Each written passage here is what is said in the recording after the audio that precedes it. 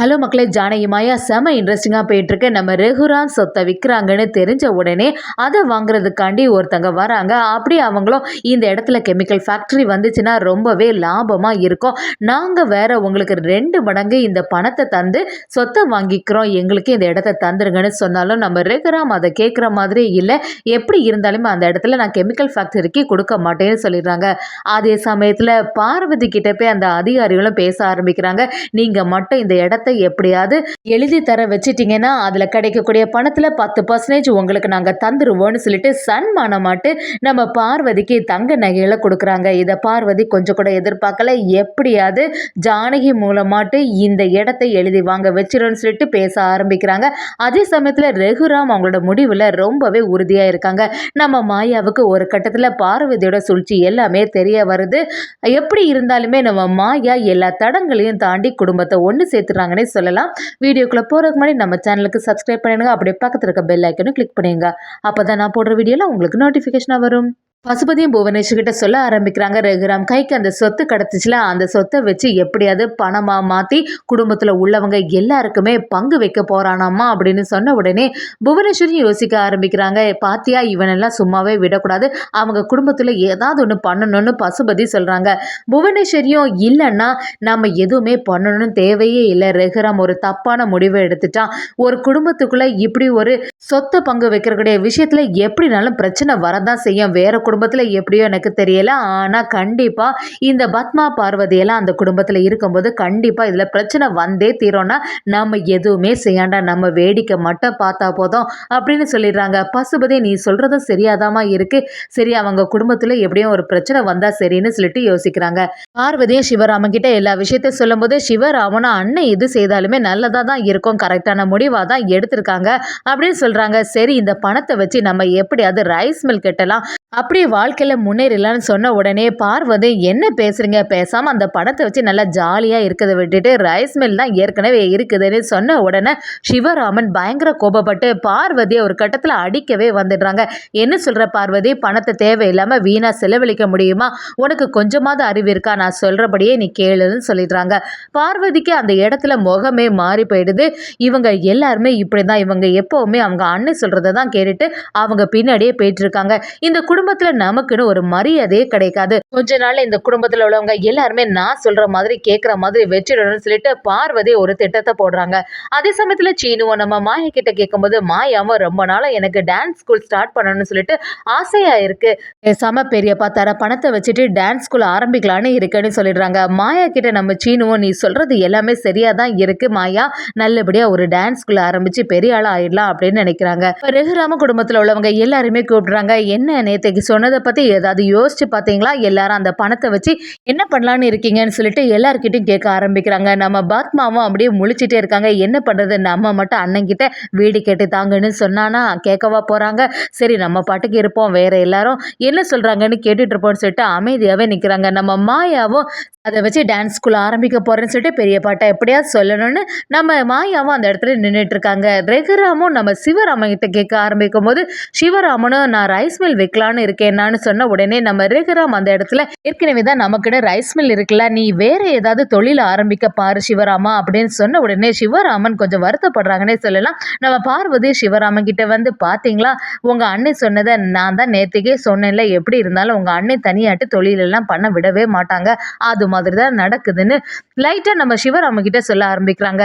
நம்ம மாயாவும் ரகுராம் கிட்ட நான் வந்து டான்ஸ் ஸ்கூல் ஆரம்பிக்கலான்னு நினைக்கிறேன் பெரியப்பா அப்படின்னு சொன்ன உடனே ரகுராமும் அந்த இடத்துல மாயாவை புகழ்ந்து தள்ளுறாங்க. இதெல்லாம் கொஞ்சம் கூட நம்ம பார்வதிக்கு பிடிக்கவே மாட்டேங்குது.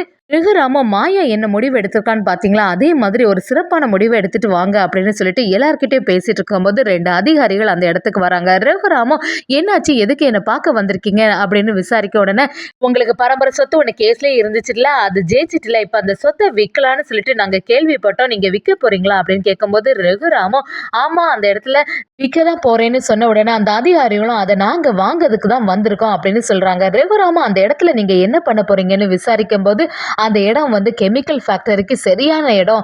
அதனால அந்த இடத்துல நாங்க கெமிக்கல் ஃபேக்டரி கட்டலாம் அப்படின்னு ஒரு பிளான போட்டிருக்கோம். அதுக்காக அந்த இடத்த எனக்கு தாங்கன்னு கேட்குறாங்க. ரகுராமும் இல்ல என்னால முடியவே செய்யாது. நான் கெமிக்கல் ஃபேக்டரிக்கு அந்த இடத்த நான் தர மாட்டேன்னு ரொம்பவே உறுதியா இருக்காங்க. அத பார்த்த அந்த அதிகாரிகளும் இல்ல உங்களுக்கு வேணா 2 மடங்கு லாபம் நாங்க தரோம். 2 மடங்கு அத விலை குடுத்து வாங்கிக்கிறோம். பணம் வேற உங்களுக்கு அதிகமா கிடைக்கும். அதனால எங்கள்ட்டயே தாங்கன்னு சொல்லும்போது ரகுராம் அத கேட்குற மாதிரி இல்ல. கண்டிப்பா கெமிக்கல் ஃபேக்டரிக்கு நான் அந்த இடத்த தர மாட்டேன்னு சொல்லி மறுப்பு தெரிவிச்சிடுறாங்க.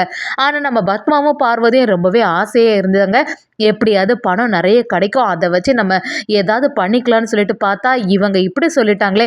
நம்ம கையில மட்டும் எந்த முடிவாவது இருந்துச்சுன்னா, கண்டிப்பா இத சரின்னு சொல்லியிருப்போமேன்னு பார்வதி ஒரு ஏக்கத்தோடயே இருக்காங்க. ஆனா அந்த அதிகாரிகளும் நம்ம ரகுராம்ட்ட கேட்டாலும் அவங்க விடுற மாதிரி இல்ல. சரி நாங்க இந்த இடத்த விட்டு போறோம். ஆனா எப்பவாவது உங்களுக்கு மனசுல முடிவு மாறுச்சுன்னா, கண்டிப்பா என்கிட்ட சொல்லுங்கன்னு சொல்லி போயிடுறாங்க. அவங்களும் எப்படியாவது இது கூட்டு குடும்பமா இருக்கு. இதுல யாராவது ஒருத்தங்க நம்மகிட்ட நம்பிக்கையா இருக்க மாதிரி பார்த்துக்கணும். யார்கிட்டயாவது போய் பேசலாம்னு சொல்லிட்டு நம்ம பார்வதி கிட்ட பேச வராங்க. பார்வதிய தடுத்து நிறுத்தி, எப்படியாவது இந்த இடத்த எங்களுக்கு எழுதி வாங்குற மாதிரி வச்சிருங்க. அப்படி மட்டும் பண்ணீங்கன்னா 10% லாபம் உங்களுக்கு நாங்க தருவோம்னு சொல்லி நம்ம பார்வதி கிட்ட பேசுறாங்க. பார்வதி இப்ப என்ன பண்றது? நம்ம கையில தான் எந்த முடிவுமே இல்லையே. எதுனாலும் வீட்ல வந்து பேசுங்கன்னு சொல்லிட்டு நம்ம பார்வதிய சமாளிக்க பார்க்குறாங்க. ஒரு கட்டத்துல நம்ம பார்வதிக்கு தங்க நகைய குடுக்குறாங்க. இத பார்த்த உடனே பார்வதி அப்படியே ஷாக் ஆயிடுறாங்க. என்னது இது திடீர்னு இப்படி நகையெல்லாம் தந்துட்டாங்களே!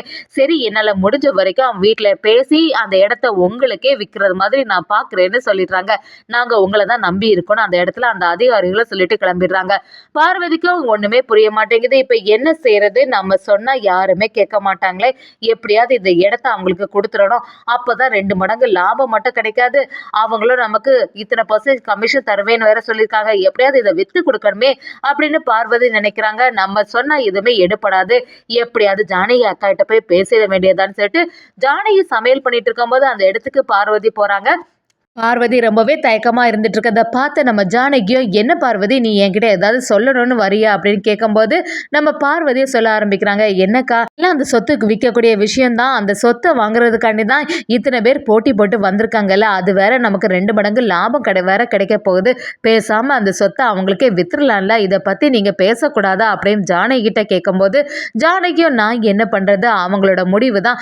சரி நீ கேட்கறனால நான் வேணா அவங்கள்ட்ட பேசி பார்க்குறேன்னு சொல்றாங்க. நம்ம ஜானகியும் ரகுராம் கிட்ட தயக்கமா நிற்கும்போது ரகுராம என்ன ஜானகி என்கிட்ட ஏதாவது பேசணுமா என்னன்னு விசாரிக்கிறாங்க. ஜானகியும் இந்த சொத்தை வாங்குறதுக்கு கெமிக்கல் ஃபேக்டரியிலேருந்து ஆட்கள் வந்திருந்தாங்கல்ல, பேசாம அவங்களுக்கே கொடுத்தா நமக்கு லாபம் அதிகமாக கிடைக்கும்ல, அவங்களுக்கே வித்துடலாமா அப்படின்னு கேட்கும்போது ரகுராமோ என்ன பேசுற ஜானகி புரியாம அந்த இடத்துல மட்டும் கெமிக்கல் ஃபேக்டரி வந்தால் அதில் உள்ள வேஸ்ட் எல்லாம் எங்கே போய் சேருமா? ஏற்கனவே விவசாய நிலம் எல்லாமே அதுக்கடுத்து பாதிக்கப்படும். தேவையில்லாம அந்த இடத்துல கெமிக்கல் ஃபேக்டரிக்கு கொடுக்கண்டா அப்படின்னு சொல்லிடுறாங்க.